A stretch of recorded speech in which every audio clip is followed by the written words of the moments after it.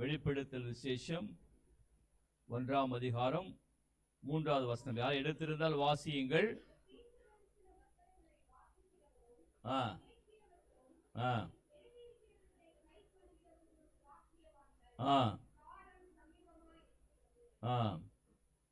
காலம் சமீபமாக இருக்கிறது. The time is very near. The time is at hand.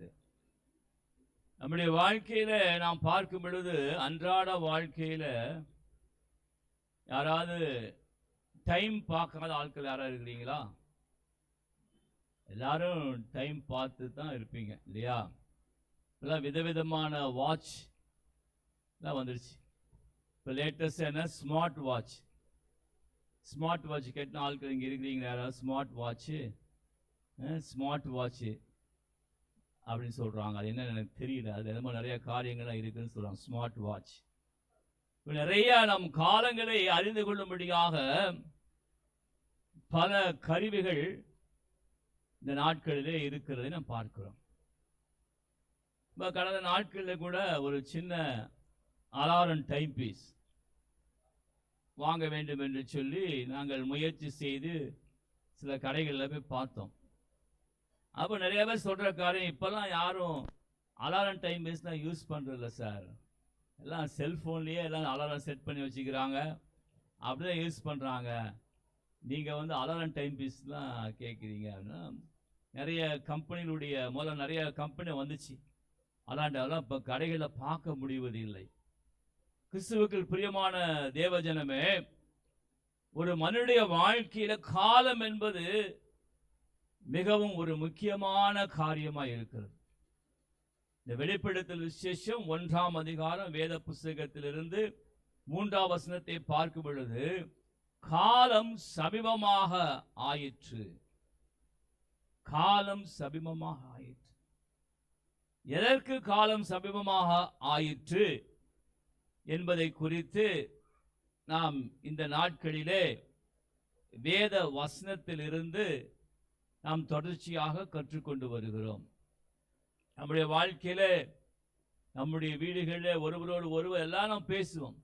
Time ஆச்சு, டைம் ஆச்சு. சர்ச்சை கிளம்பி வரவங்க கூட நிறைய சொல்லி, டைம் ஆச்சு, சீக்கிரம் கிளம்புங்க, சீக்கிரம் வாங்க, இன்னும் ரெடி ஆகலையா, இன்னும் ரெடி ஆகலையா, இன்னும் ரெடி ஆகாம தான் இருக்கிறீங்களா அப்படின்னு சொல்லி நம்ம எல்லாருமே பேசிட்டு தான் வந்திருப்பீங்கன்னு நினைக்கிறேன். அதே போன்று இந்த வசனத்திலே பார்க்கிறோம், காலம் சமீபமாயிற்று என்று சொல்லி ஆண்டவர் சபை மக்களுக்கு சொல்லுகிறார். இயேசு கிறிஸ்துவை பின்பற்றுகிற ஜனங்களுக்கு, இயேசு கிறிஸ்துவை அறிந்து கொண்ட ஜனங்களுக்கு, சபை மக்களுக்கு ஆண்டவர் சொல்லுகிறார், டைம் ஆச்சு. அல்லேலூயா. என்ன சொல்றாரு? டைம் ஆச்சு. கிளம்பிட்டீங்களா? ஆயத்தம் ஆயிட்டீங்களா? ரெடி ஆயிட்டீங்களா என்று சொல்லி தேவன் நம்மோடு கூட சொல்லுகிறார், டைம் ஆயிடுச்சு என்று சொல்லுகிறார். அதை குறித்து தான் இந்த நாள் காலை வேளை, எதற்கு டைம் ஆயிடுச்சு, ஏன் காலம் சமீபமாயிற்று, எதற்கு சமீபமாயிற்று என்று சொல்லி ஒரு சில காரியங்களை நாம் பார்த்து கற்றுக்கொள்ள போகிறோம். எசேக்கியேல் தீர்க்கதரிசியின் புஸ்தகம் 38ஆம் அதிகாரம். யாருக்காகிலும் வேதம் தேவையானால் அவர்களுக்கு கொடுத்து நீங்கள் காண்பித்து கொடுக்கும்படியாக அன்பாக கேட்டுக்கொள்கிறேன். எசேக்கியேல் தீர்க்கதரிசியின் புஸ்தகம் 38ஆம் அதிகாரம் 7வது வசனம்.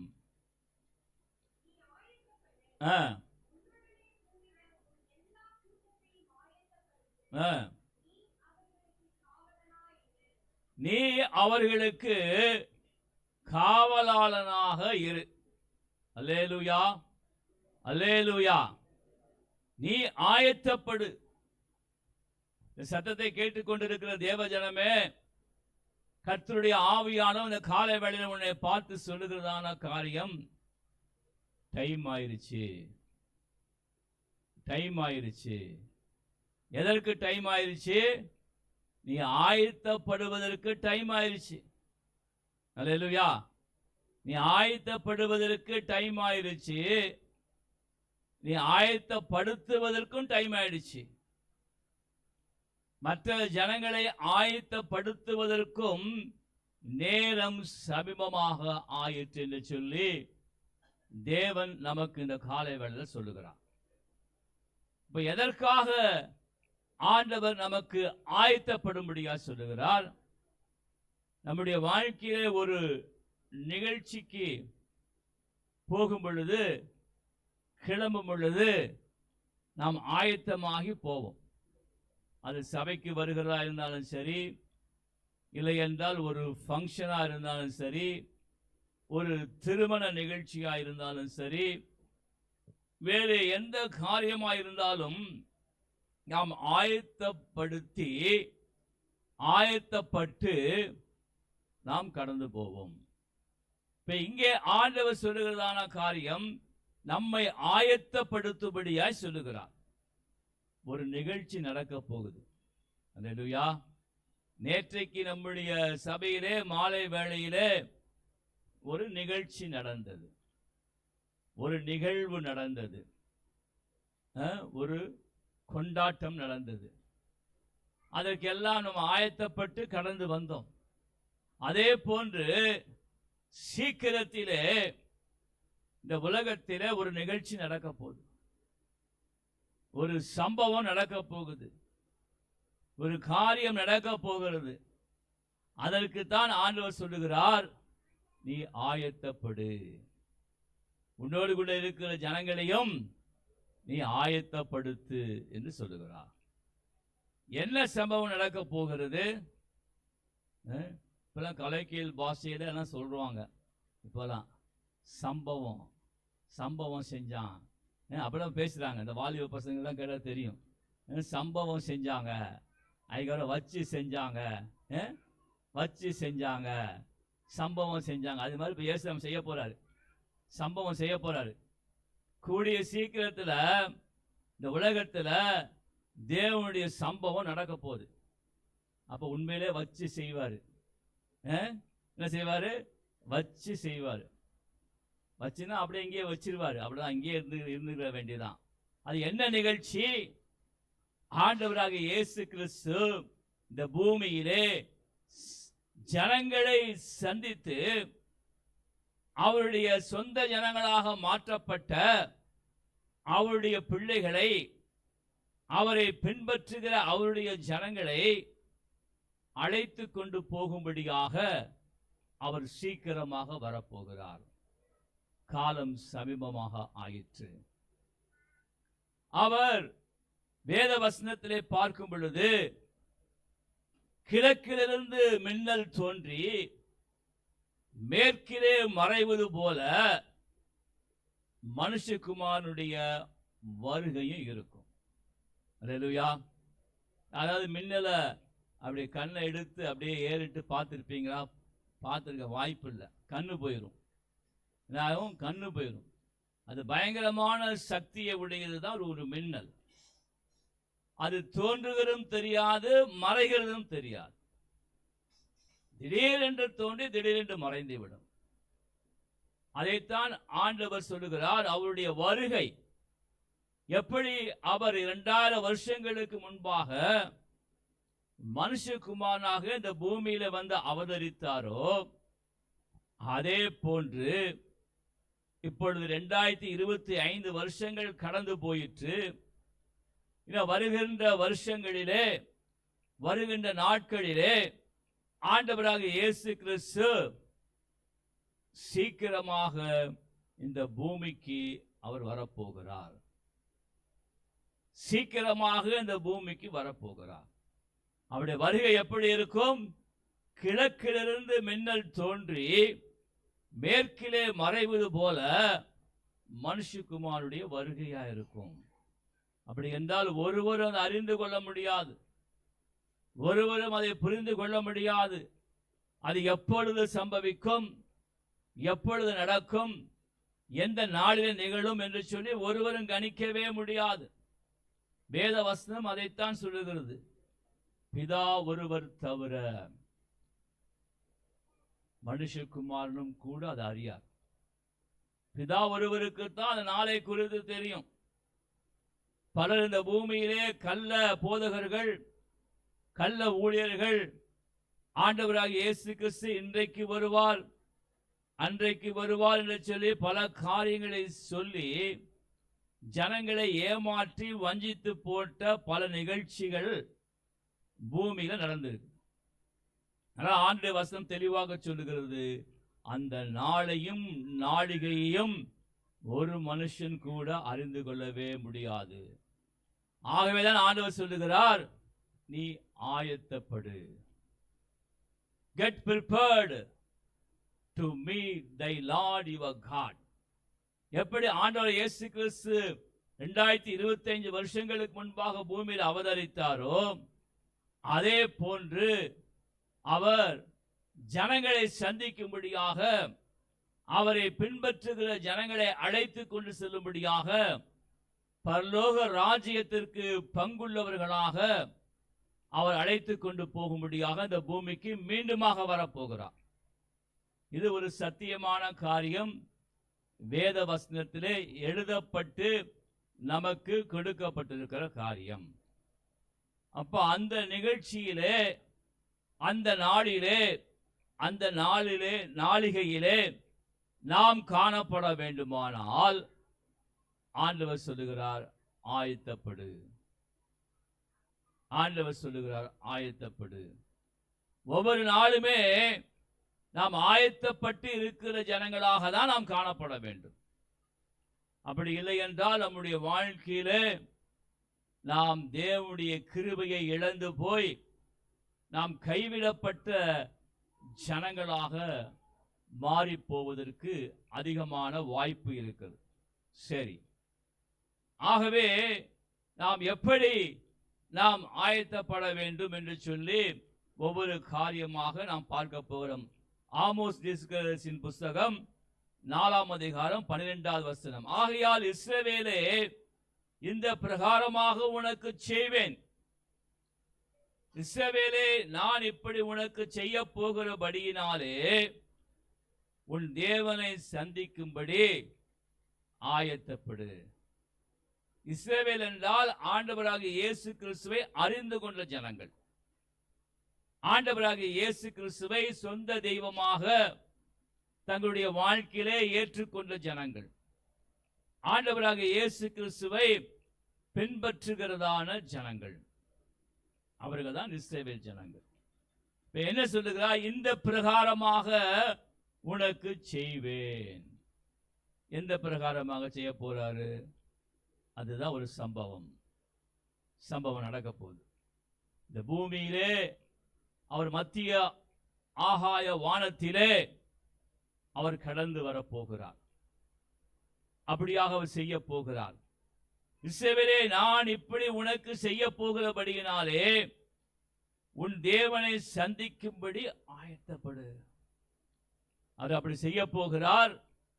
அவரை மத்திய ஆகாயத்திலே, மத்திய வானத்திலே போய் ஆண்டவராகிய இயேசு கிறிஸ்துவை சந்திக்கும்படியாக நாம் ஆயத்தப்பட வேண்டும். அல்லேலூயா. மத்திய ஆகாயத்திலே போய் சந்திக்கும்படியாக நாம் ஆயத்தப்பட வேண்டும். அதை குறித்து தான் கர்த்தருடைய ஆவியானவர் இந்த காலை வேளையிலே பேசிக் கொண்டிருக்கிறார். எப்படியெல்லாம் ஆயத்தப்பட வேண்டும், என்ன காரியங்கள் எல்லாம் ஆயத்தப்பட வேண்டும் என்பதை குறித்து நாம் பார்த்து ஜெபிக்க போகிறோம். எடுத்துக்கொள்ளுங்கள், 1 பேதுருவின் புஸ்தகம் 5ஆம் அதிகாரம் 8வது வசனம். 1 பேதுரு 5:8. தெளிந்த புத்தியுள்ளவர்களாக இருங்கள், விழித்திருங்கள், ஏனெனில் உங்கள் எதிராளியாகிய பிசாசானவன் கர்ச்சிக்கிற சிங்கம் போல் எவனை விழுங்கலாமோவோ என்று வகை தேடி சுற்றி திரிகிறான். அல்லேலூயா, அல்லேலூயா. அப்போ நம்ம செய்தியில பார்க்கிறோம், கிராமத்துக்குள்ள யானை புகுந்துருச்சு, கிராமத்துக்குள்ள புலி புகுந்துருச்சு. இப்படி நிகழ்ச்சியெல்லாம் நம்ம டிவியில பார்க்கிறோம். அப்படியாக செய்தி வரும் பொழுது அந்த கிராமத்து ஜனங்கள் எல்லாம் என்ன செய்யணும்? ஜாலியாக தூங்கிக்கிட்டு நல்லா ஜாலியாக அரட்டை அடிச்சுக்கிட்டு நல்லா பாட்டெல்லாம் போட்டு கேட்டுக்கிட்டு நல்ல சினிமாலாம் பார்த்துக்கிட்டு நல்லா சாப்பிட்டுட்டு அப்படியே அசால்ட்டாக இருக்கணுமா?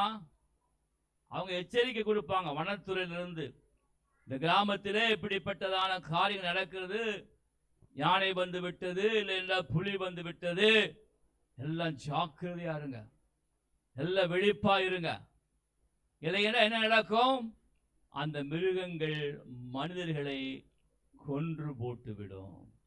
அல்லேலூயா. மனிதர்களை அது கொன்று போட்டுவிடும். பிசாசானவன் கொல்லுகிறவன், அழிக்கிறவன். அவனுக்கு வேறு ஒன்றும் தெரியாது.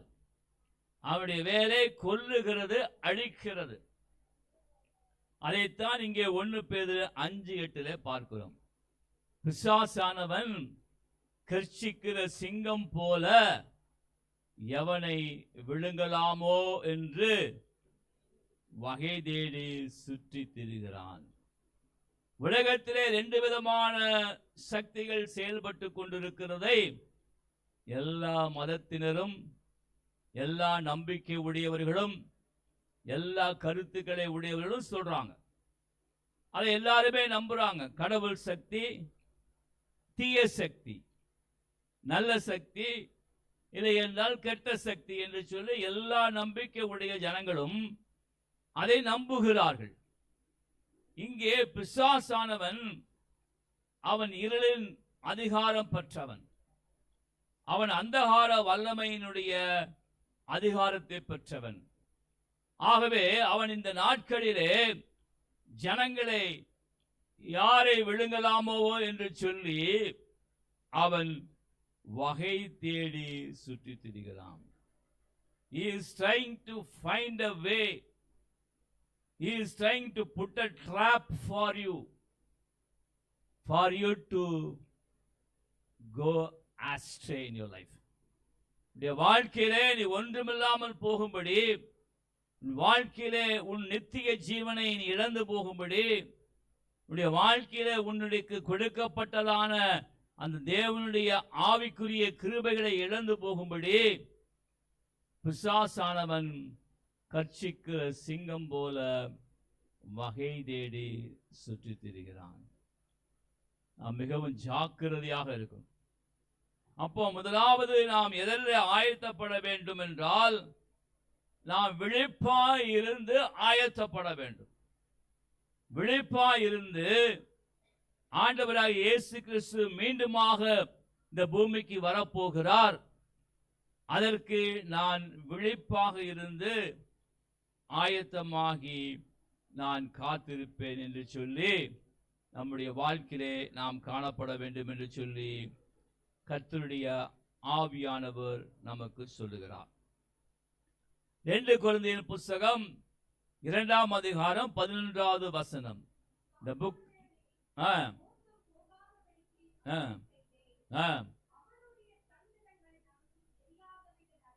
சாத்தானாலே நாம் மோசம் போகாதபடிக்கு அப்படி செய்தேன். அவனுடைய தந்திரங்கள் நமக்கு தெரியாதவைகள் அல்லவே. அவனுடைய தந்திரங்கள் நமக்கு தெரியாதவைகள் அல்லவே. பிசாசானவன், இருளின் ஆதிக்கம், இந்த தீய சக்தியாகிய சாத்தான், அவன் ஜனங்களை கொல்லுவதும் அழிப்பதும் தான் அவன் வேலை. ஜனங்களை தவறான வழிகளில் நடத்தி தவறான காரியங்களை செய்யும்படியாய் அவர்களை தூண்டிவிட்டு அவருடைய வாழ்க்கையை அழித்து போடுவதுதான் அவனுடைய வேலையாக இருக்கிறதை நாம் அறிந்து கொள்ள வேண்டும். அதைத்தான் நீங்க சொல்லுகிறார், அவனுடைய தந்திரங்கள் நமக்கு தெரியாதவைகள் அல்லவே. நான் விழிப்பாய் இருக்க வேண்டும். விழிப்பாய் இல்லை என்றால் அவனுடைய தந்திரம் நம்முடைய வாழ்க்கையிலே நம்மை ஏமாற்றி போட்டுவிடும். நம்முடைய வாழ்க்கையிலே வழி விலகும்படியாய் செய்துவிடும். நம்முடைய வாழ்க்கையிலே தேவனை விட்டு விலகி போகும்படியாக, ஆசீர்வாதத்தை இழந்து போகும்படியாக நம்முடைய வாழ்க்கையிலே காரியங்களை செய்துவிடும். சிம்சோனை குறித்து நம்ம எல்லாருக்கும் தெரியும். அவன் தேவனாலே அழைக்கப்பட்ட, தெரிந்து கொள்ளப்பட்ட ஒரு மனிதன். அவனுடைய வாழ்க்கையிலே தேவனுடைய அழைப்பு இருந்தது, தேவனுடைய அபிஷேகம் இருந்தது. ஆனால் அவன் விழிப்பா இல்லாதபடியினாலே தன்னுடைய வாழ்க்கையிலே பிசாசனுடைய தந்திரத்தினாலே அவன் ஒரு பெண்ணினுடைய வஞ்சக வலையிலே அவன் விழுந்து போய் தன்னுடைய அபிஷேகத்தை அவன் இழந்து போய்விட்டான். அவனுடைய அழைப்பை விட்டு விலகி போய்விட்டான். அவனை நடத்துகிறவளா இருந்த அவருடைய தாய் தகப்பனார் பெற்றோர்களுடைய ஆலோசனைக்கு செவிசாய்க்காதபடிக்கு, பெற்றோர்களுக்கு கீழ்ப்படியாத ஒரு மனிதனாக அவன் நடந்து கொண்டபடியினாலே அவன் தன்னுடைய வாழ்க்கையினுடைய ஆசீர்வாதத்தை, அந்த அபிஷேகத்தை அவன் இழந்து போனான். அந்த சிம்சோனை நடத்துகிறவர் யார்? அவனுடைய தாய் தகப்பனால் நடத்தினாங்க. அவங்களுக்கு தான் முதலாவது அறிவிக்கப்பட்டது இந்த மனிதனுடைய பிறப்பை குறித்து. தேவதூதன் வந்து சொன்னான். அப்படி அவன் தாய் தகப்பனால் நடத்தப்பட்ட சிம்சோன் தன் தாய் தகப்பனாருக்கு தெரியாமலேயே அவன் பல காரியங்களை செய்தான்.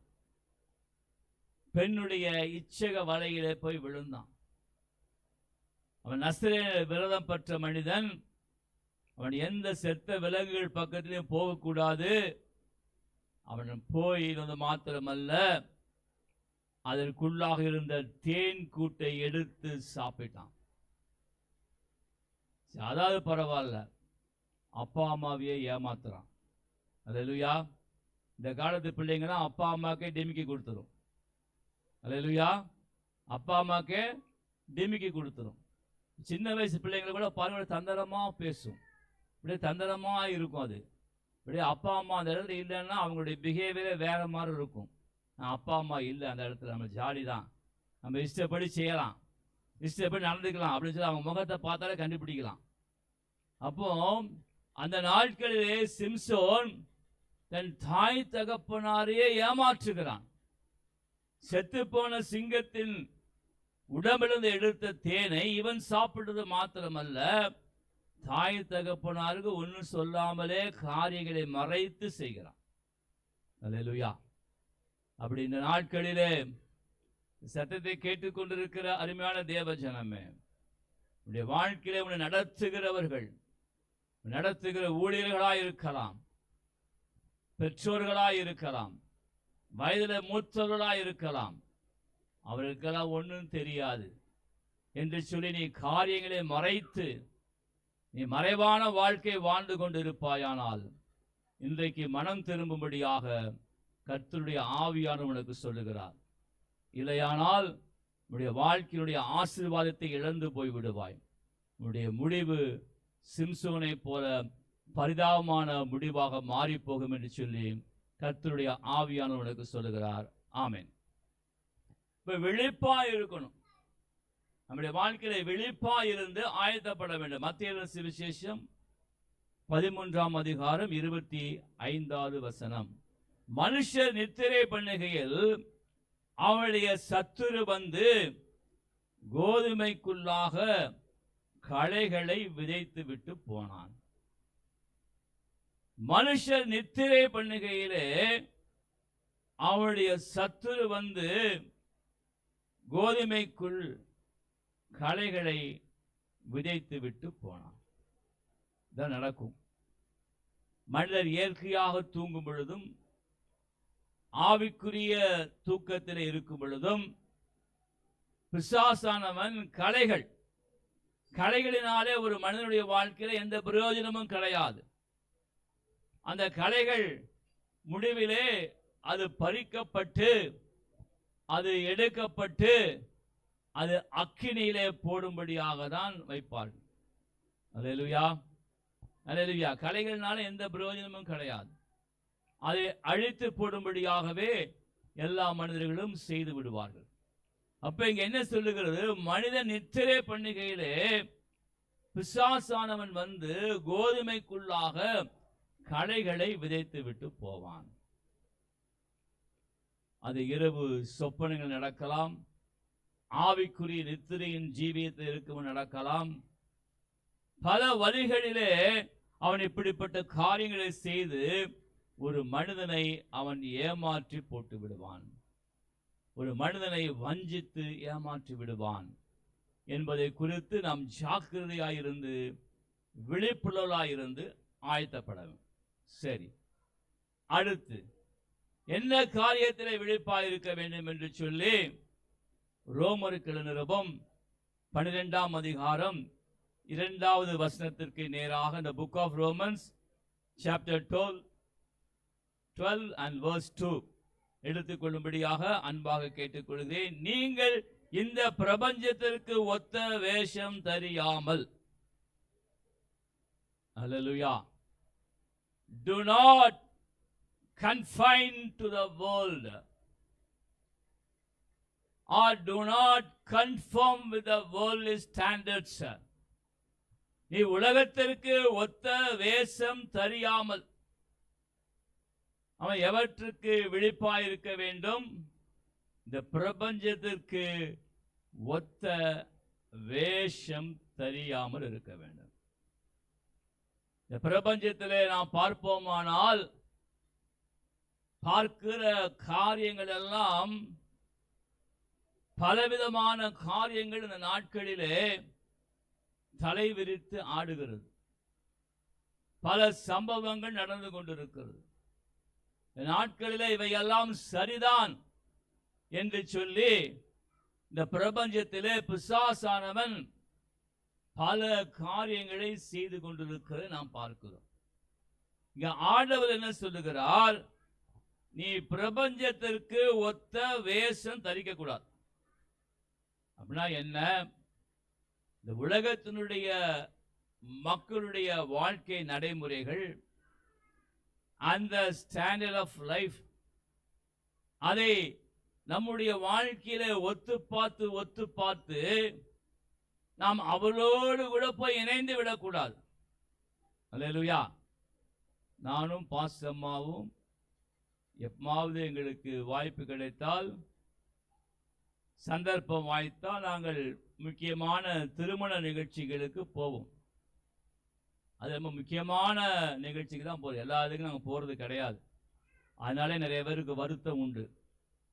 ஃபோன் செய்வாங்க, வீடு தேடி வந்து கூட பத்திரிகைலாம் கொடுப்பாங்க. நாங்கள் போக முடியாது எல்லா விஷயத்துக்கும். ஏன்னா இந்த நாட்கள் என்ன நடக்குது? ஞாயிற்றுக்கிழமை தான் கல்யாணம் வைக்கிறாங்க. அந்த நாட்களில் எங்கள் அப்பாலாம் சொல்லுவார், அந்த நாட்களில் புதன் கிடைச்சாலும் பொண்ணு கிடைக்காதியான்னு சொல்லுவார். புதன்கிழமைனா நல்ல நாளாம் அப்படின்னு சொல்லுவாங்க அந்த நாட்களில். அப்படி திருமணம்லாம் அப்படி வைப்பாங்க அந்த நாட்களில். இப்போ என்ன ஆகிப்போச்சு? கதை மாறிடுச்சு. எல்லாம் ஞாயிற்றுக்கிழமை தான் ஃபங்க்ஷன் வைக்கிறான். ஞாயிற்றுக்கிழமை தான் சடங்கு வைக்கிறான், கல்யாணம் வைக்கிறான், நிச்சயம் வைக்கிறான், காது குத்து வைக்கிறான், பேர் வைக்கிறான், எல்லாம் வைக்கிறான். அப்போ இது உலகத்தினுடைய நடைமுறை இப்படி மாறிவிட்டபடியினாலே ஆண்டவரை ஆராதிக்கிற ஜனங்கள், இயேசுவின் சபை மக்களாகிய நாம் இந்த உலகத்திற்கு ஒத்த வேஷம் தரிக்க கூடாது. இப்போ கூட கடந்த சில வாரங்களுக்கு முன்பாக பாஸ்டம்மாக்கு மிக நெருங்கின சொந்தக்காரங்க நாங்கள் திருமணம் வைக்கணும் அப்படிலாம் கேட்டாங்க ஃபோன்லேயே. ஞாயிற்றுக்கிழமை வச்சா நாங்கள் தலைகிழன்னாலும் வரமாட்டோம், ஸ்ட்ரெயிட்டாக முகத்தில் அடிச்சமாக சொல்லிட்டோம். எல்லாம் கலந்து பேசி இவங்களாம் வரமாட்டாங்க பெரிய இது அப்படின்னு சொல்லி அவங்க நாளை வந்து புதன் வியாழன் இந்த 2 நாள் வச்சுக்கிறோம், நீங்கள் வந்து கலந்துக்கோங்க, வந்து ஆசீர்வதிங்க அப்படின்னு சொல்லி நாளை மாற்றி வைத்து இப்பொழுது கூப்பிட்டார்கள். கிறிஸ்துவுக்குள் பிரியமான தேவஜனமே, நம்முடைய வாழ்க்கையில பிரபஞ்சத்திற்கு ஒத்த வேஷனை தரிக்க கூடாது. ஒரு முறை கோவப்படுவாங்க, ஒரு முறை மனஸ்தாபப்படுவாங்க, அதுக்கப்புறம் நம்மளை விட்டுருவாங்க. இவங்க கூப்பிட்டாலும் வரமாட்டாங்கய்யா, இந்த மாதிரி ஞாயிற்றுக்கிழமை வச்சா அவங்க வரமாட்டாங்க என்று சொல்லி நம்மை அவர்கள் விட்டு விடுவார்கள். நமக்கு மற்ற நாட்களிலே நேரம் கிடைக்குமானால், சமயம் வாய்க்குமானால் போகலாம். அல்லேலூயா, அல்லேலூயா. பிரபஞ்சத்திற்கு ஒத்த வேஷம் தெரியாமல். இந்த மாதிரி நிகழ்ச்சிக்கெல்லாம் போகும் பொழுது பாஸ்டர் அம்மாவுடைய உறவினர்கள் எல்லாம் அநேகர் அதிகமான நகைகள் போடுகிற பழக்கத்தை உடையவர்கள். இப்போ பாஸ்டர் அம்மா கழுத்தையே பார்ப்பாங்க, இவங்க என்ன நகை போட்டிருக்கிறாங்க என்னன்னு பார்ப்பாங்க. நாங்கள் அதெல்லாம் மைண்டுக்கே கொண்டு பண்ணி பார்த்தா பாரு, நீ பார்க்கலன்னா போ, அதை பற்றி எங்களுக்கு கவலையே கிடையாது. நீ மதிச்சா மதி, மதிக்கலன்னா போ. எங்களை கனப்படுத்துகிற ஆண்டவராகிய இயேசு கிறிஸ்து, அவருக்கு தான் கீழ்ப்படியணும், அவருடைய சத்தத்தை தான் கேட்கணும், அவருடைய வழிகாட்ட நடக்கணும் என்று சொல்லி நாங்கள் அப்படிப்பட்ட காரியத்தில் உறுதியா இருப்போம். இப்படிப்பட்ட காரியத்தில் வளைந்து கொடுக்கிற பேச்சுக்கு இடமே கிடையாது. பிரபஞ்சத்திற்கு ஒத்த வேஷம் தரிக்கக்கூட நம்முடைய வாழ்க்கையில எல்லா காரியங்களையும் நாம் பார்த்து சீர்தூக்கி பார்த்து நாம் நடந்து கொள்ள வேண்டும். இந்த நாட்களே பார்ப்போமானால் நான் மிகவும் அறிந்து யோசித்து மனவேதனைப்பட்ட ஒரு காரியம். பல முழுநேர ஊழியர்கள் கூட தங்களுடைய கரங்களிலே அநேக மோதிரங்கள், கையில பிரேஸ்லெட், மைனர் செயின் எல்லாம் போட்டிருக்காங்க. எனக்கு ஒன்று விளங்கலை. இப்போ கூட ஒரு மீட்டிங் போயிருந்தேன். ஒரு கூட்டத்தில் நானும் செய்து கொடுக்கும்படியாகவும் இன்னொரு மூத்த ஊழியரும் செய்து கொடுக்கும்படியாக நேரம் ஒதுக்கி கொடுத்தாங்க. அந்த ஊழியரும் நானும் பக்கத்தில் உட்காந்துருந்தோம். ஒரு கரத்தை பார்த்தேன், அவர் 3 மோதிரம் போட்டிருந்தாரு. ஏன் கரத்தை பார்த்தேன், எனக்கு ஒன்றுமே கிடையாது, எல்லாத்தையும் கொடுத்துட்டேன், ஒன்றுமே எனக்கு வேண்டாம், ஆளை விடுங்கடான்னு சொல்லி எல்லாத்தையும் கொடுத்தாச்சு. அவர் மூத்த ஊழியர், அவர் என்னை விட வயசில் பெரியவர், பயங்கர பிரபலமான ஊழியக்காரர், பேரெல்லாம் சொல்லக்கூடாது, பிரபலமான ஊழியக்காரர். நாங்கள் 2 பேருமே செய்து கொடுக்கும்படியாக அந்த கூட்டத்துக்கு போயிருந்தோம். அவர் 3 மோதிரம் போட்டிருந்தாரு. எனக்கு ரொம்ப மன வேதனையாக இருந்துச்சு. முழு நேரமாய் தேவனுக்கென்று நீ எல்லாவற்றையும் விட்டு விட்டு என்னை பின்தொடர்ந்து வான்னு சொல்லி பேதுருக்கு சொல்றாரு. சீமன் பேதுருவே, எல்லாவற்றையும் விட்டுட்டு வந்துரு, எல்லாவற்றையும் விட்டுட்டு வந்து உன்னை மனுஷனை பிடிக்கணும் மாத்திடுவேன்றாரு. இப்போ முழு நேரமா ஊழியத்தில் இருக்கிறவங்க எதுக்கு எழலாம் அப்படி நான் யோசிப்பது உண்டு. இதை குறித்து அதிகமாக வேதனைப்படுவது உண்டு. நம்முடைய வாழ்க்கையில விட்டுவிட வேண்டிய காரியத்தை விட்டுவிட வேண்டும். அதனாலதான் அற்புதத்தை செய்தார்கள் பேதுருவும் யோவானும். அப்போஸ்தலர் நடவடிக்கைகள் 3ஆம் அதிகாரத்தில் தெளிவாய் சொல்லுகிறார்கள், என்னிடத்திலே வெள்ளியும் பொன்னும் இல்லை, என்னிடத்தில் இருக்கிற இயேசு கிறிஸ்துவின் நாமத்தினாலே நீ எழுந்து நட. அல்லேலூயா. இயேசு கிறிஸ்துவின் நாமத்தினாலே நீ எழுந்து நட என்று சொல்லி சொல்லுகிறதை நாம் பார்க்கிறோம். கிறிஸ்துவுக்கு பிரியமான தேவஜனமே, நம்முடைய வாழ்க்கையில பிரபஞ்சத்திற்கு ஒத்த வேஷம் தரிக்கவே கூடாது. யாக்கோபு நிருபம் 4ஆம் அதிகாரம் 4ஆம் வசனத்திலே இப்படியாக பார்க்கிறோம், அங்கே உலக சிநேகம் தேவனுக்கு விரோதமான பகை என்று அறியீர்களா? ஆகையால் உலகத்திற்கும் சிநேகிதனாய் இருக்க விரும்புகிறவன் தேவனுக்கு பகைஞனாக மாறிவிடுகிறான். தேவனுக்கு பகைஞனாக மாறிவிடுகிறான். நம்முடைய வாழ்க்கையில உலக சிநேகம் இருக்கக்கூடாது. உலகத்தின் மேல பற்று இருக்கக்கூடாது. உலகத்தின் காரியங்களை நாடி நாடி தேடி தேடி நாம் ஓடக்கூடாது. இந்த உலகத்தில் இருக்கிற அளவுகோல் வேறு விதமாக இருக்கும். அந்த அளவுகோலுக்குள்ள நம்மை பொருத்தி வைத்து பார்க்க கூடாது. ஆண்டுடைய வசனம் என்ன சொல்லுகிறது, ஆண்டுடைய வார்த்தையில என்ன நமக்கு கற்றுக் கொடுத்திருக்கிறார் என்று சொல்லி நாம் அறிந்து கொள்ள வேண்டும். யோவான் 17:16 நான் உலகத்தானாய் அல்லாதது போல நீங்களும் உலகத்தார் அல்ல என்று சொல்லி ஆண்டவராய் இயேசு கிறிஸ்து நமக்கு ஒரு நல்ல முன்மாதிரியை குறித்து அவர் நமக்கு வைத்து சென்றிருக்கிறார் என்று சொல்லி அறிந்து கொள்ள வேண்டும். சரி, 3வது காரியம், எதிலே நாம் ஆயத்தப்பட வேண்டும்? தேவனை சந்திப்பதற்கு காலம் சமீபமாயிற்று. The time is at hand. 3வது காரியம், நம்முடைய வாழ்க்கையிலே எதிலே நாம் ஆயத்தப்பட வேண்டும்? வெளிப்படுத்தின விசேஷம் 22ஆம் அதிகாரம் 11வது வசனம். அநியாயம் செய்கிறவன் இன்னும் அநியாயம் செய்யட்டும், அசுத்தமாயிருக்கிறவன் இன்னும் அசுத்தமாயிருக்கட்டும், நீதியுள்ளவன் இன்னும் நீதி செய்யட்டும், பரிசுத்தமுள்ளவன் இன்னும் பரிசுத்தமாகட்டும். பரிசுத்தமுள்ளவன், ஹோலினஸ், பரிசுத்தமுள்ளவன் இன்னும் பரிசுத்தமாகட்டும். நீங்க தென் மாவட்டங்களுக்கு எல்லாம் போனீங்கன்னா நிறைய பேருக்கு பேர் பரிசுத்தம் வச்சிருப்பாங்க. என்ன வச்சிருப்பாங்க? பரிசுத்தம், விசுவாசம், ரட்சகர், பேர்லாம் சூப்பர் சூப்பராக வைப்பாங்க. ஆனால் அவங்க வாழ்க்கை எப்படி இருக்குதுன்னு பார்த்தோம்னா அவங்க பேருக்கும் அதுக்கும் சம்மதம் இல்லாமல் இருக்கும். வெள்ளச்சாமின்னு பேர் வச்சிருப்பாங்க, ஆள் பார்த்தா பயங்கர கருப்பாக இருப்பான். கருப்பு சாமின்னு பேர் வச்சிருப்பாங்க, ஆள் பார்த்தா சிவப்பாக இருப்பான். எங்கள் குடும்பத்தில் ஒருத்தர் கருப்பு சாமின்னு தான் பேர், ஆனால் ஆள் நல்லா கலராக இருப்பான். அந்த பையன் நேர் எதிர்மாறாக இருப்பாங்க. இப்போ ஆண்டு என்ன சொல்லுகிறார்? பரிசுத்தம் உள்ளவன் இன்னும் பரிசுத்தமாகட்டும். நம்முடைய வாழ்க்கையில பரிசுத்தம் என்பது நம்முடைய வாழ்க்கையில இருதயத்திலிருந்து தோன்றுகிற ஒரு காரியமாக இருக்க வேண்டும். அவர் எப்படி பரிசுத்தராய் இருந்தாரோ ஆண்டவராக இயேசு கிறிஸ்து, அதே போன்று நாமும் நம்முடைய ஜீவியத்தினுடைய எல்லா பகுதிகளிலும் நாம் பரிசுத்தமாய் இருக்க வேண்டும். நாட்களிலே இதை குறித்து சபைகளிலே போதிப்பது மிகவும் குறைந்து விட்டது. எப்படினாலும் இருந்துக்கோ, என்னாலும் செஞ்சுக்கோ, சபைக்கு மட்டும் ஒழுங்கா வா, ஏதோ காணிக்க கொடுக்கிறத கொடு, நீ வாட்டி இருந்துக்கோ என்று சொல்லுகிறதான பிரசங்கங்களும் பிரசங்கிமார்களும் இந்த நாட்களிலே அதிகமாக இருக்கிறதை நாம் பார்க்கிறோம்.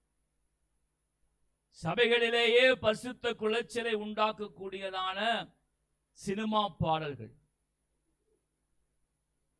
சினிமா பாடல்களை பாடி ஆராதிக்கிறாங்க. ஒருத்தர் புது வருஷ ஆராதனைக்கு சினிமா பாட்டை பாடி மக்களை டான்ஸ் ஆட வைத்து ஆராதனை செய்கிறார். அந்த சபையில நிறைய விசில் அடிச்சாங்க குஞ்சுங்க இருக்கிறாங்க. விசில் அடிச்சாங்க குஞ்சு தெரியுமா? வாலிய வடல பசங்க அங்கங்க சும்மா விசில் அடிச்சுட்டு இருப்பானுங்க. சம்பந்தம் இல்லாம எல்லாத்துக்கும் விசில் அடிப்பான்.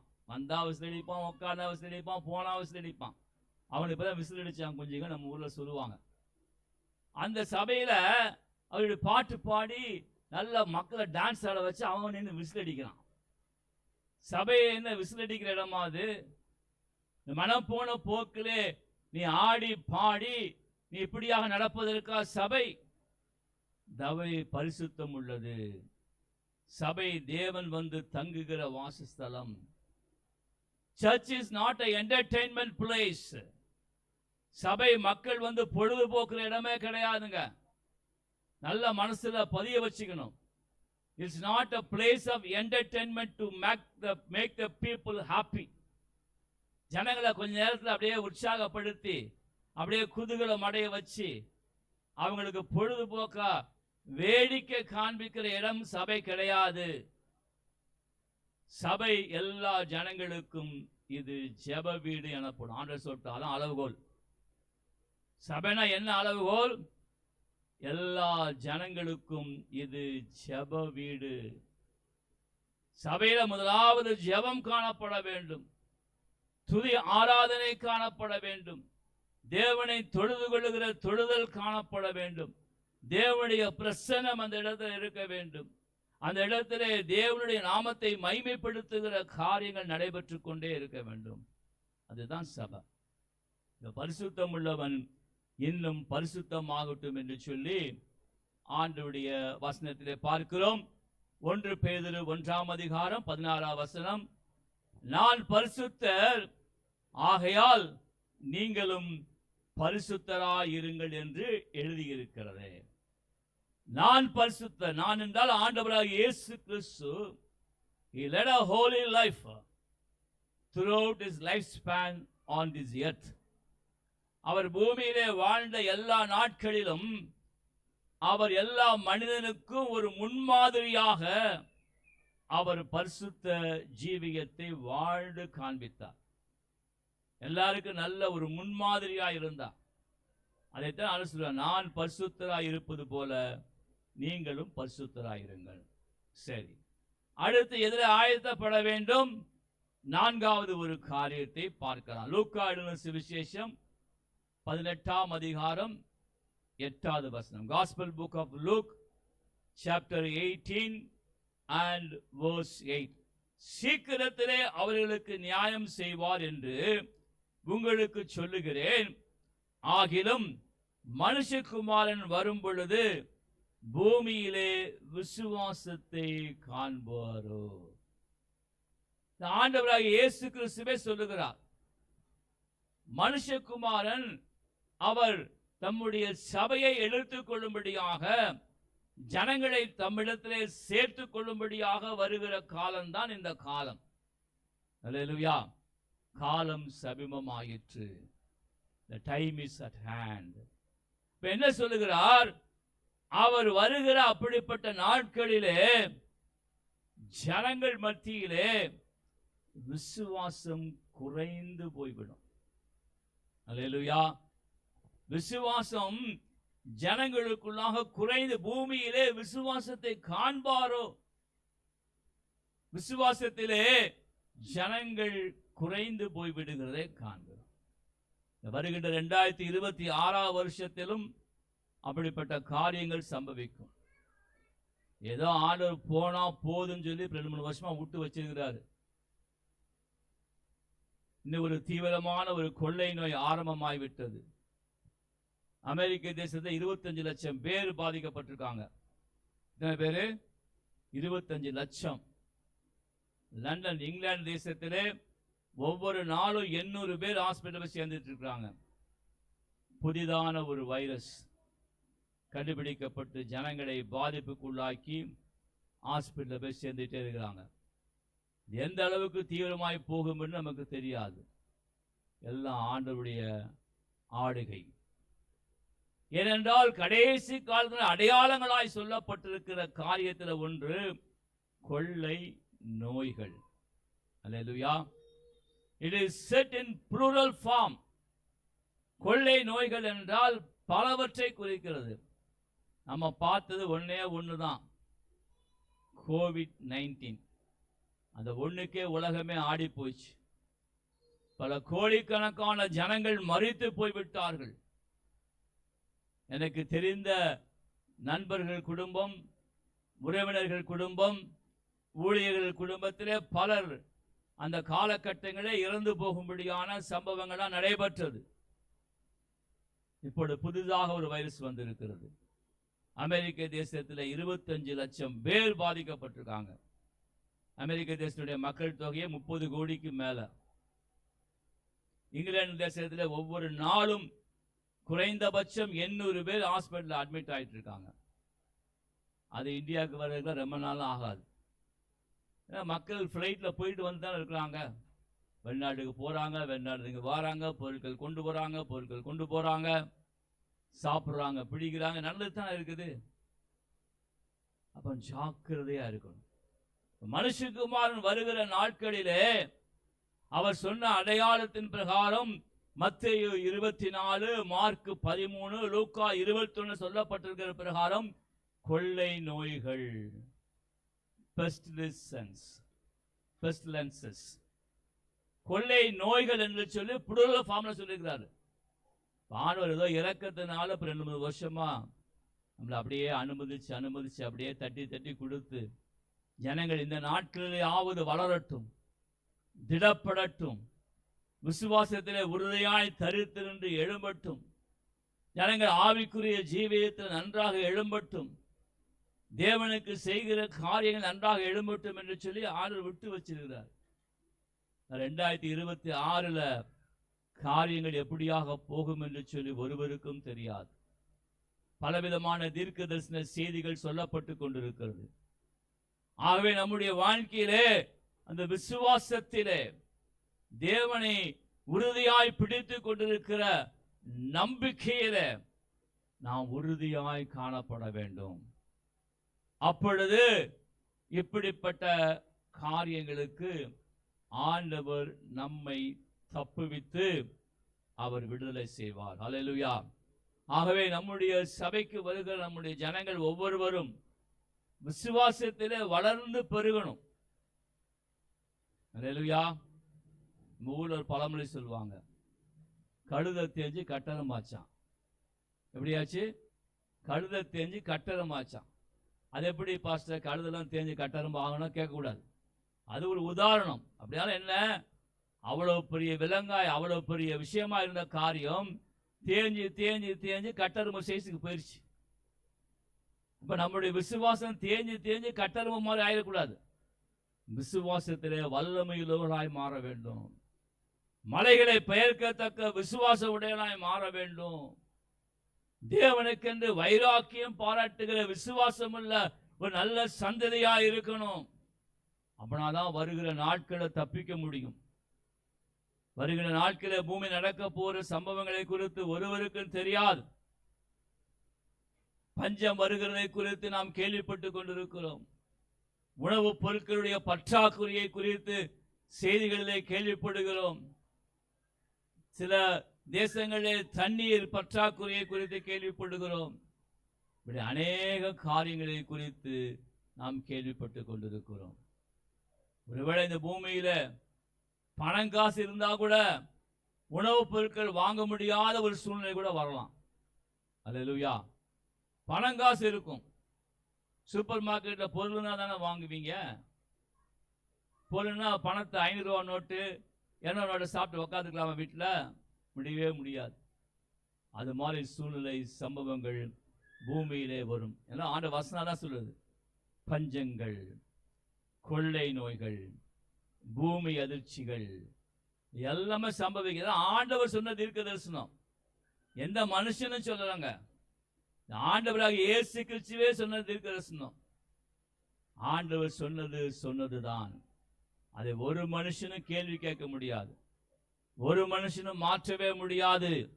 ஆகவே நாம் ஜாக்கிரதையா இருந்து விசுவாசத்திலே உறுதியாய் தெரிந்திருக்கணும்.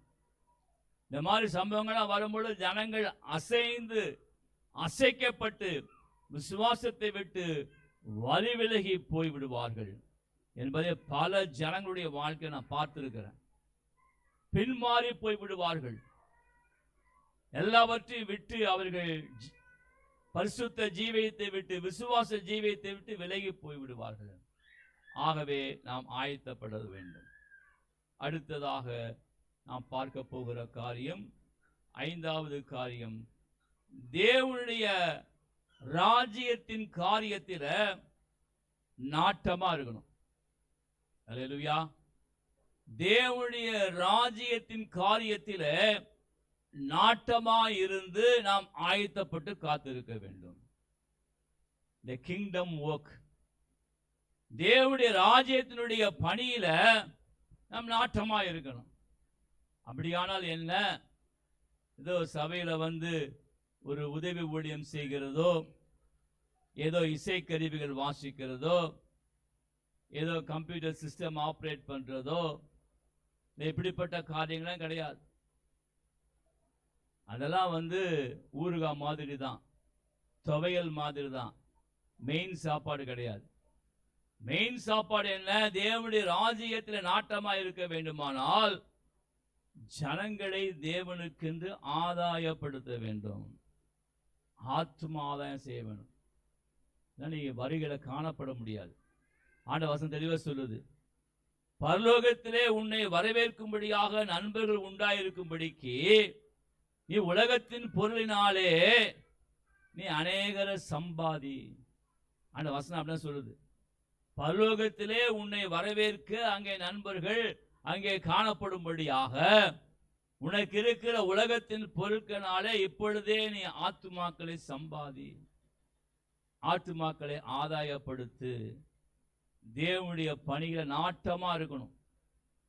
தேவனுடைய பணியில நாட்டமா இருக்கணும், உற்சாகமா இருக்கணும், வேகமாக இருக்கணும், துரிதமாக செயல்படணும் என்பதை நாம் அறிந்து விளங்கிக் கொள்ள வேண்டும். கிறிஸ்துவுக்கு பிரியமான தேவஜனமே, சபை தூங்கிக் கொண்டிருக்க கூடாது. சபை விழிப்பாக இருந்து தேவனுடைய ராஜ்யத்திலே நாட்டமாயிருந்து செயல்படுகிற ஒரு சபையாக விழித்திருக்கிற சபையாக, தேவனுடைய ராஜ்யத்தின் காரியத்திலே நாட்டமாய் இருக்கும்படியான ஒரு சபையாய் இருக்க வேண்டும் என்று சொல்லி கர்த்தருடைய ஆவியானவர் சொல்லுகிறார். ஆமென். அடுத்ததாக ஒரு காரியத்தை பார்த்து நாம் ஜெபித்து நாம் நிறைவு செய்ய போகிறோம். லூக்கா எழுதின சுவிசேஷம் 21 அதிகாரம் 36வது வசனம். லூக்கா எழுதின சுவிசேஷம் 21 அதிகாரம் 36வது வசனம் கடைசியாக.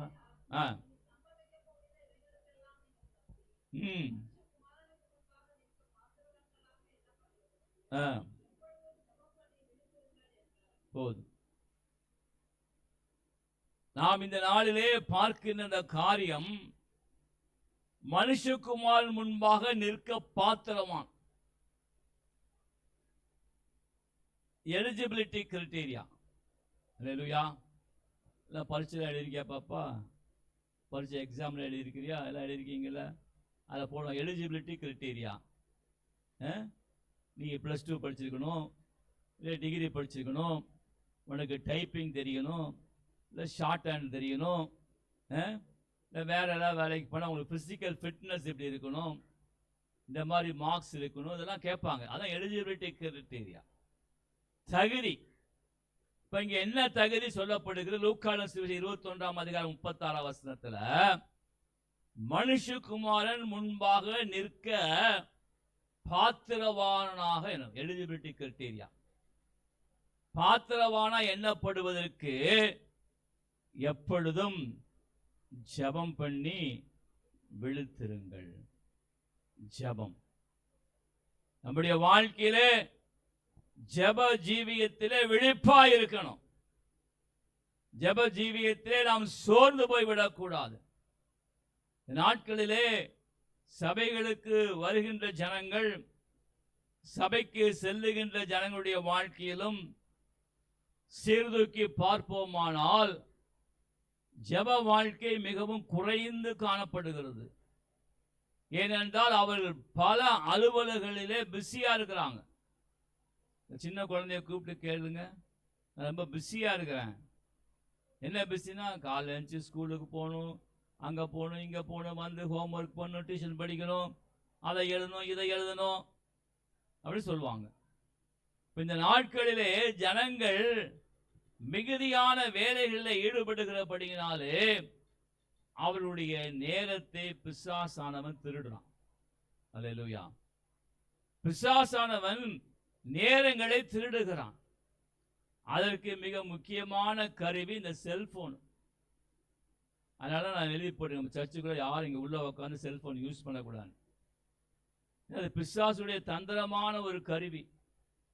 அது கையில் வச்சு நோண்டிக்கிட்டே இருப்பாங்க. சும்மா நோண்டிக்கிட்டு, நோண்டி கையை வச்சு நோண்டிக்கிட்டே இருக்கிறது. நோண்டி நோண்டி நோண்டி யூடியூப்பு, ஃபேஸ்புக்கு, இன்ஸ்டாகிராம், அது இது, இப்போ சாட் ஜிபிடி என்னென்னமோ வந்துருக்குது. தேவை இருக்குதோ தேவையோ சும்மா உட்காந்து நோண்டுறது. நானும் இப்போ நிறைய வாட்ஸ்அப் செய்து பார்க்கவே கிடையாது. அது நிறைய பேர் எனக்கு வாட்ஸ்அப் செய்து நிறுத்திட்டாங்க. நான் அதுவும் ஊழியக்காரங்க மத்தியிலே சொல்கிறேன். நிறைய குரூப் போகிற செய்தி பார்க்கவே கிடையாது. நான் அவங்களே பார்த்தாங்க, இந்த பாஸ்டர் பார்க்க மாட்டார் போல, எனக்கு நியூஸ் செய்தியை போடுறதே கிடையாது. ஒவ்வொன்றுக்கும் நம்முடைய நேரத்தை பிசாசானவன் திருடுகிறான், வஞ்சிக்கிறான், நம்ம ஏமாற்றுகிறான். இதனாலேயே எனக்கு தெரிந்த சில ஊழியர்கள் இந்த வாட்ஸ்அப் ஃபெசிலிட்டி இல்லாத ஃபோனாக வச்சுருக்கிறாங்க. சும்மா சாதாரணமான ஒரு ஃபோன் பேசுவாங்க, ஃபோன் வந்தால் எடுத்து பதில் சொல்லுவாங்க. ஏதாவது முக்கியமான செய்தி, சின்ன ஒரு அந்த கால டெக்ஸ்ட் மெசேஜ் உண்டுல்ல, முதல்ல டெக்ஸ்ட் மெசேஜ் தான் முதல்ல போட்டோம். அது மாதிரி சின்ன டெக்ஸ்ட் மெசேஜ் வந்து பேசாமல் அமைதியாக இருப்பாங்க. யாராவது நீங்கள் பார்த்துருக்கீங்களா? நான் பார்த்துருக்கேன். வெறும் சாதாரணமான செல்ஃபோன். அவங்க வாட்ஸ்அப் கிடையாது, ஆண்ட்ராய்டு கிடையாது, டச் ஸ்கிரீன் கிடையாது, சாதாரணமான ஃபோன் வச்சுருக்கிறாங்க. நான் கூட சில டைம் யோசிப்பேன், அந்த மாதிரி ஒரு ஃபோன் வாங்கிக்கலாமா, இந்த ஃபோனை தூக்கி ஓரமாக போட்டுடலாமான்ட்டு. இது எங்கே போனாலும் கண்டுபிடிக்குது. நம்ம கிராமத்துக்கு போனால் சொல்லுது, இப்போ நீங்கள் இந்த கிராமத்தில் இருக்கிற, இந்த கிராமத்தில் வந்து இன்னைக்கு வந்து டெம்பரேச்சர் எதுன்னு காமிக்குது. அதுக்கு எப்படி தெரியும்? நான் கிராமத்தில் இருக்க, அதுக்கு எப்படி தெரியும் சொல்லுங்க? அப்போ இந்த மாதிரி ஃபோனெல்லாம் வச்சுக்கிறது ஆபத்து. ஒரு ஷாப்பிங் மாலுக்கு போனா கூட காமிக்குது, ஒரு ஏரியாவுக்கு போனா காமிக்குது. We are being watched by unknown people, unknown sources. நம்மை கண்காணிக்கிற அந்நிய சக்திகள், நம்மை கண்காணிக்கிற ஒரு கூட்ட இருளின் ஆதிக்கத்தின் சக்திகள் உலகத்தில் செயல்பட்டு கொண்டுதான் இருக்குது. ஆச்சரியமா நான் கிராமத்தில் கரெக்டாக காமிப்பேன். அந்த கிராம வில்லேஜ் நேம் எதுக்குன்னு வரும். இந்த கிராமம் இப்போ இந்த கிராமத்தில் இந்த டெம்பரேச்சர்னு காமிக்கும். கிறிஸ்துவுக்குள் பிரியமான தேவஜனமே, நம்முடைய காலங்களையும் நேரங்களையும் விரயமாக்கி வீணடிக்கும்படியாய் வைத்து நம்மை ஜெபிக்க முடியாதபடிக்கு பிசாசானவன் தந்திரமாக பல காரியங்களை செய்கிறான். நம்முடைய வாழ்க்கையில பல செயல்களை செய்யும்படியாக வைத்து அவன் பல தந்திர உபாயங்களை கையாண்டு நம்மை ஏமாற்றி கொண்டிருக்கிறதை பார்க்கிறோம். சில பேருக்கு பார்த்தீங்கன்னா சமையல் அது ஒரு நல்ல ஒரு ஹாபி மாதிரி. நல்ல விதவிதமா சமைக்கணும், விதவிதமா செய்யணும் என்று சொல்லி அதுல மிகவும் நாட்டமா இருப்பாங்க. தவறு கிடையாது. அதற்கு ஒரு லிமிட் தான். தேவையான அளவுக்கு சமைத்து சாப்பிடலாம். பட் அதிலேயே மிகுந்த நாட்டமா இருந்து எப்பொழுதும் அதிலேயே அதிகமான காரியங்களை செய்யக்கூடாது. நான் கிராமங்களுக்கு போகும்போது கூட உறவினர் சொல்ல, எனக்குலாம் எதுவுமே தனியாக எதுவுமே செய்யாதீங்க, தயவு செஞ்சு ஊர்லேருந்து வந்திருக்கிறாரு ஸ்பெஷலாக அதை செய்யணும் இதை செய்யணும் தயவு செஞ்சிடாதீங்க. ஏதோ இருக்கிற காய் நம்ம அங்கே தோட்டம் இருக்குது, தோட்டத்தில் விளையில ஏதோ ஒரு காயை வச்சு அவிச்சு தான் வைங்க, ஏதோ ஒரு குழம்பு கொடுங்க, அது போதுன்றுவேன். எதுவுமே செய்யாதீங்கன்றுவேன். எனக்காக எதுவுமே செய்ய வேண்டாம், இருக்கிற சாப்பாடை கொடுங்க, சாப்பிட்டு நான் பாட்டு போயிட்டே இருப்பேன் சொல்லுவேன். சில டைம் சாப்பாடை கூட வேணான்றுவேன், ஏதோ போகிற போல நான் அவட சாப்பிட்டுட்டு போகிறாங்கன்னு சொல்லிடுவேன். கிறிஸ்துவுக்கு பிரியமான தேவ ஜனமே, நம்முடைய வாழ்க்கையில் எதற்கு அதிகமான நேரத்தை செலவழிக்கிறோம், எதற்கு காலங்களையும் நேரங்களையும் அதிகமாய் ஒதுக்கிறோம்? இது கடைசி காலம், தேவனுடைய வருகையின் காலம். காலம் சமீபம் ஆயிற்று. The time is at hand. அதுக்கு ஆண்டவர் என்ன சொல்லுகிறார்? எசேக்கியேல் புஸ்தகம் 38ஆம் அதிகாரத்திலே பார்த்தது பிரகாரம் ஆண்டவர் 7ஆம் வசனத்திலே, நீ ஆயத்தப்படு, உன்னோடு கூட கூடின உன் கூட்டத்தை எல்லாம் ஆயத்தப்படுத்து, நீ அவர்களுக்கு காவலாளனாக இரு. நம்ம வாழ்க்கையில ஆயத்தப்படல, இவங்க போய் மிச்சவங்களை எங்க ஆயத்தப்படுத்த போறாங்க? நம்முடைய பாத்திரத்துல நிரம்பி நிரம்பி வழியணும். நம்ம பாக்கெட்டு வெயிட்டா இருக்கணும். எப்படி? பாக்கெட்டு வெயிட்டா இருந்தாலும் 4 பேர் கொடுக்கலாம். நம்ம பாக்கெட்டே காலி பாக்கெட்டு, ஓட்ட பாக்கெட்டு, உடஞ்ச பாக்கெட்டா இருந்தால் மிச்சம் ஒண்ணுமே செய்ய முடியாது. இப்ப நாம ஆயத்தப்பட்டு நம்முடைய வாழ்க்கையில தேவனுடைய கிருபைகளை பெற்றுக்கொண்டு நம்முடைய வாழ்க்கையில தேவனுடைய ஆவிக்குரிய ஆசீர்வாதங்களை பெற்றுக் கொண்டிருந்தால்தான் மற்ற ஜனங்களை நாம் ஆயத்தப்படுத்த முடியும். ஆண்டவர் சொல்லுகிற வார்த்தை, நாமும் ஆயத்தப்பட வேண்டும், மற்ற ஜனங்களை ஆயத்தப்படுத்த வேண்டும். நிறைய பேர் கூட இருக்கிற ஜனங்களை குறித்து அக்கறை இல்லாமல் இருப்பாங்க. கூட இருக்கிற ஜனங்களை குறித்து அவர்கள் தீர்க்கமாக பேச மாட்டார்கள். தேவனுடைய சத்திய வசனத்தை பற்றி சொல்ல மாட்டார்கள். ஆண்டுடைய வசனம் இப்படித்தான் சொல்லுகிறது என்பதை குறித்து கண்டிப்பாக அவர்கள் பேசி சொல்லுகிறதை பார்க்கிறது அரிதாக இருக்குது. ஐயோ, அவங்க இப்படி சொன்னா கோவிச்சுக்கிடுவாங்க, இப்படி சொன்னா தப்பா நினைச்சுக்கிடுவாங்க, இப்படி சொன்னா அவங்க சரியா பேச மாட்டாங்க, இப்படியே சொல்லிட்டு இருந்தா உன் கூட பேசாம தான் ஆண்டவர் போக போறாரு. ஏசாமனை கூட தப்பா தான் நினைப்பாரு. வசனம் தெளிவா சொல்லுது, உன்னோடு கூட இருக்கிற ஜனங்களை நீ ஆயத்தப்படுத்து. நீ முதல்ல ஆயத்தமாகணும், உன்னோடு இருக்கிற ஜனங்களை ஆயத்தப்படுத்தணும். அதுக்கு மேல ஒண்ணு செய்ய சொல்றாரு ஆண்டவர். என்ன சொல்றாரு?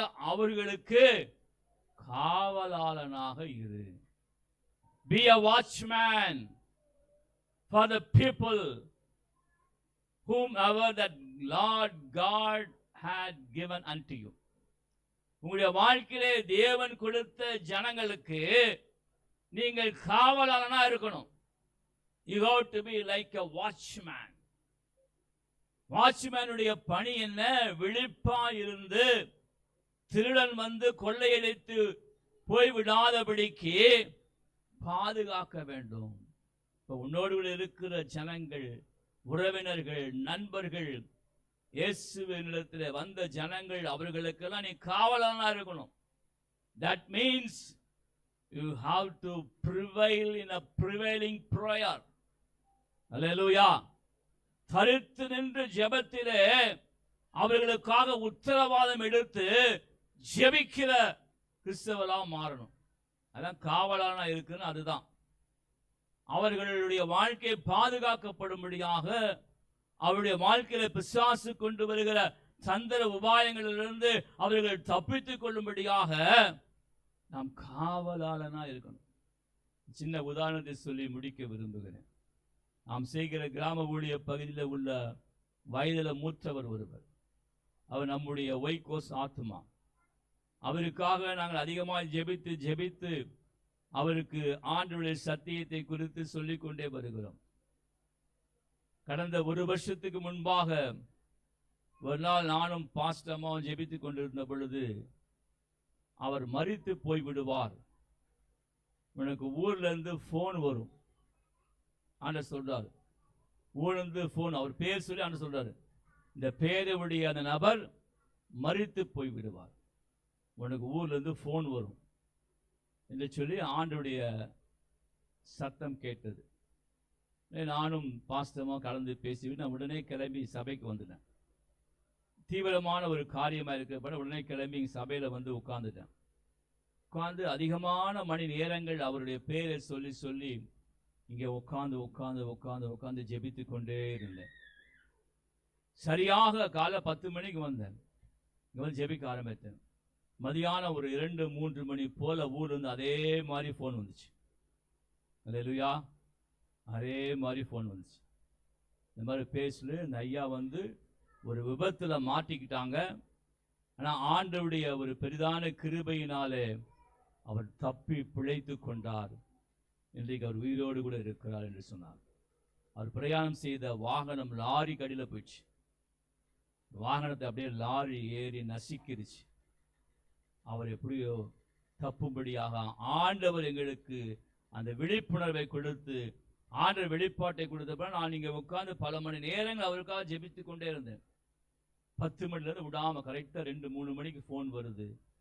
இப்படியாக சம்பவம் நடந்தது, ஆனாலும் அவர் உயிர் பிழைத்து கொண்டார் என்று சொன்னார். இந்த காரியத்தெல்லாம் போய் அவர்கிட்ட போய் நேரடியாக போய் சொன்னேன். அடுத்த முறை கிராமத்துக்கு போகும்போது நேரடியாக சந்தித்து, ஐயா உங்களை குறித்து இப்படிப்பட்டதான காரியம் வந்தது, ஆண்டவர் சொன்னார், நாங்கள் ஜெபித்தோம், அந்த ஜெபத்தின் மூலமாக ஆண்டவர் உங்களை காப்பாற்றி இருக்கிறார் சொன்னோம்னா அவருக்கு நல்ல ஒரு விசுவாசம், நல்ல ஒரு நம்பிக்கை. அன்றையிலிருந்து இன்றைக்கு வரை எப்போ போனாலும் எங்களை அன்போடு கூட வரவழைத்து எங்களுக்காக ஜெபியுங்கள் ஜெபியுங்கள் சொல்லி தொடர்ந்து நல்ல ஒரு ஜெபிக்கிற ஒரு இயேசுவை நேசிக்கிற ஒரு மனிதராக மாறியிருக்கிறார். இப்போ காவலாளனாக இருக்கணும். நம்மை சுற்றி இருக்கிற ஜனங்களை குறித்து, அவருடைய வாழ்க்கையை குறித்து அக்கறையுள்ளவங்களாக இருக்கணும். அதைத்தான் எசேக்கியேல் 38:7 பார்க்கிறோம். ஆகவே இந்த நாள் காலை வேளையில கர்த்தருடைய ஆவியா நம்மோடு கூட பேசியிருக்கிறார். ஆகவே நம்முடைய வாழ்க்கையில ஆயத்தப்பட வேண்டும், ஜனங்களை ஆயத்தப்படுத்த வேண்டும். அவர்களுக்கெல்லாம் காவலானார். எல்லாம் எழுந்து நிற்போம், எல்லாம் எழுந்து நிற்போம். ஒருவர் கூட உட்கார்ந்து இருக்கக்கூடாது. எல்லாம் எழுந்து நின்று இப்பொழுது நாம் ஊக்கமாக ஜெபிக்க வேண்டும்.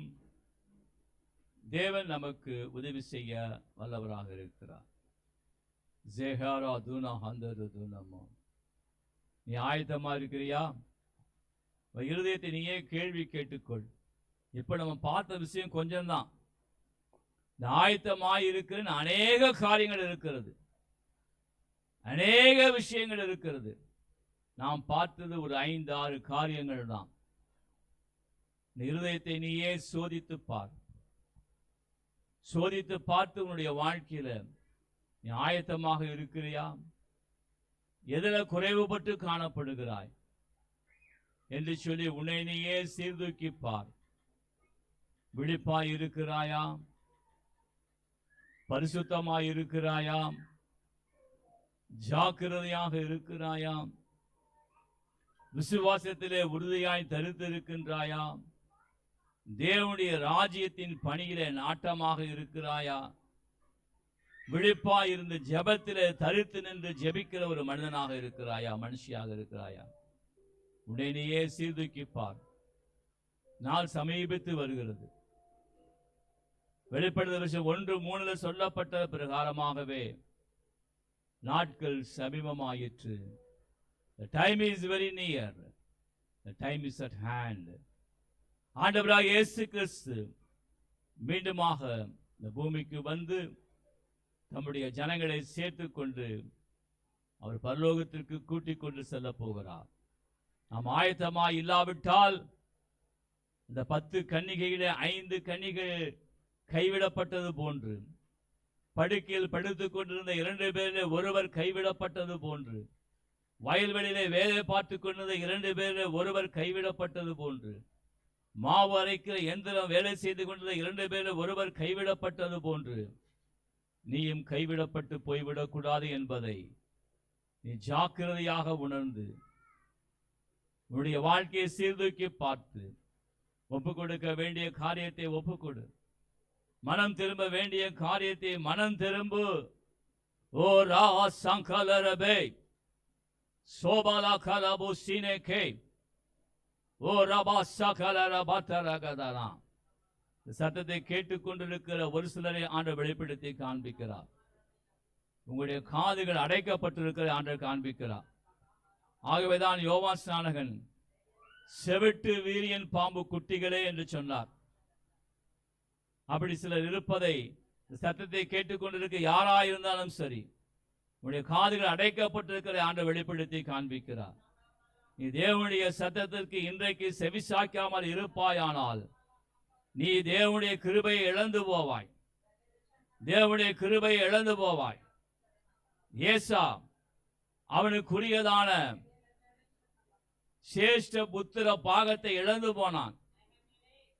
பின்பு அதை பெற விரும்பியும் தேட விரும்பியும் அது அவனை பெற்றுக்கொள்ள முடியாதபடிக்கு அவன் கடந்து போனான். மீண்டுமாக அவனுக்கு அது கிடைக்கவில்லை. மீண்டுமாக அது அவனுக்கு கொடுக்கப்படவில்லை. ஏசா இழந்ததுதான். இன்றைக்கு சத்தத்தை கேட்டுக்கொண்டிருக்கிற உங்களில் சிலரை ஆண்டவர் வெளிப்படுத்தி பேசுகிறார். உனக்கு எச்சரிப்பின் சத்தம் வருகிறது. நீ செவிட்டு விரியன் பாம்பு குட்டியே போன்று உன் காதை அடைத்து கொண்டிருப்பாயானால் மீண்டும் ஒரு முறை வாய்ப்பு உனக்கு வராது. இன்றைக்கே மனம் திரும்பு, இன்றைக்கே மனம் திரும்பு என்று சொல்லி கர்த்தருடைய ஆவியானவர் உனக்கு சொல்லுகிறார். ஓ ரஹாதல ஹந்தல போத்துல ஹௌரியாக்கா ஜெகரேப ஹாந்திரா சகலிர பூரியாங்கரா. எஸ்தர் புத்தகத்தில் எழுதப்பட்டதன் பிரகாரம் கர்த்தருடைய ஆவியானவர் உனக்கு சொல்லுகிறார். சத்தத்தை கேட்டுக்கொண்டிருக்கிற ஜனமே, நீ மௌனமாய் இருக்கலாகாது. நீ மௌனமாய் இருக்கலாகாது. இந்த நாட்களில் எழும்பி நீ ஆண்டவருடைய ராஜ்யத்தின் சுவிசேஷத்தை, அன்பின் நற்செய்தியை, சிலுவையின் அன்பை குறித்து பேசுகிற ஜனமாக நீ ஒப்புக்கொடு. நீ எழும்பு எழும்பு எழும்பு எழும்பு எழும்பு என்று சொல்லி கர்த்தருடைய ஆவியானவர் சொல்லுகிறார். மௌனமாய் இருக்காது, மௌனமாய் இருக்காது. பேச வேண்டிய தேவனுடைய செய்தியை நீ பேசு. ராஜ்யத்தின் சுவிசேஷத்தை குறித்து பேசு. இயேசு கிறிஸ்துவின் அன்பை குறித்து பேசு. ஊராகாதால ஹபாலா துரா ஹூராபா ஜெகலேபா ஹத்தல ருகத லாக்கர தகதல ரகதா ஜேஹதில ஹாந்தர காதுல ருகதனகோ ஜெகலேபா ஹாந்தில ஹோர ஹதலக தனக தனக தனக தகதா. ஜாக்கிரதையாயிருந்து நீ மனம் திரும்பு. ஜாக்கிரதையாயிருந்து மனம் திரும்பு. விழிப்பாயிரு. விசுவாசத்திலே உறுதியாய் தரித்தது, ஜெபத்திலே உறுதியாய் காணப்படு என்று சொல்லி கர்த்தருடைய ஆவியானவர் உனக்கு சொல்லுகிறார். ஆண்டவரே, இந்த காலை வேளை வந்த ஜனங்கள், சத்தத்தை கேட்டுக்கொண்டிருக்கிற ஒவ்வொரு ஜனத்தின் மேலும் தேவ கிருபை இறங்குவதாக, தேவ கிருபை இறங்குவதாக, தேவனுடைய தயவுள்ள கரம் இறங்குவதாக. ஆண்டவரே, நீரே ஒவ்வொருவருக்கும் உதவி செய்யும், ஒவ்வொருவருக்கும் உதவி செய்யும். ஆண்டவரே, இந்த காலத்தில் தகப்பனே, ஆண்டவரே உம்மை தேடவும், ஆண்டவரே உம்முடைய சமூகத்தில் நேரம் செலவழிக்கவும் ஒவ்வொருவருக்கும் உதவி செய்யும். சிறியோர் முதல் பெரியோர் வரை ஒவ்வொருவரையும் பெயர் பெயர ஆசீர்வதியும். ஆண்டவருடைய நன்மையும் கிருபையும் ஒவ்வொருவரையும் சூழ்ந்து கொள்வதாக. இந்த வருஷத்தினுடைய இறுதி நாட்களிலே தேவனுடைய பாதுகாப்பின் கரம் ஒவ்வொரு மேலும் அமர்ந்திருப்பதாக. ஆண்டவரே, ஒவ்வொருவரையும் ஆசீர்வதித்து நீரே தொடர்ந்து நடத்தும். இயேசு கிறிஸ்துவின் நாமத்தினாலே விண்ணப்பம் செய்து செபிக்கிறோம் நல்ல தகப்பனே. ஆமேன், ஆமேன். ஆத்துமாவே கர்த்தரை ஸ்தோத்திரி, முழுவலுமே பரிசுத்த நாமத்தை ஸ்தோத்திரி. ஆத்துமாவே கர்த்தரை ஸ்தோத்திரி, அவர் செய்த சகல உபகாரம் மறவாதே. கர்த்தராகிய இயேசு கிறிஸ்துவின் கிருபையும் பிதாவாகிய தேவனுடைய அன்பும் பரிசுத்த ஆவியானுடைய அன்யோன்யம் ஐக்கியம் சமாதானம் இன்றும் என்றும் சதா காலங்களிலும் கர்த்தருடைய வருகை மட்டும் அவரோடு தங்கியிருப்பதாக. ஆமேன், ஆமேன். God bless you.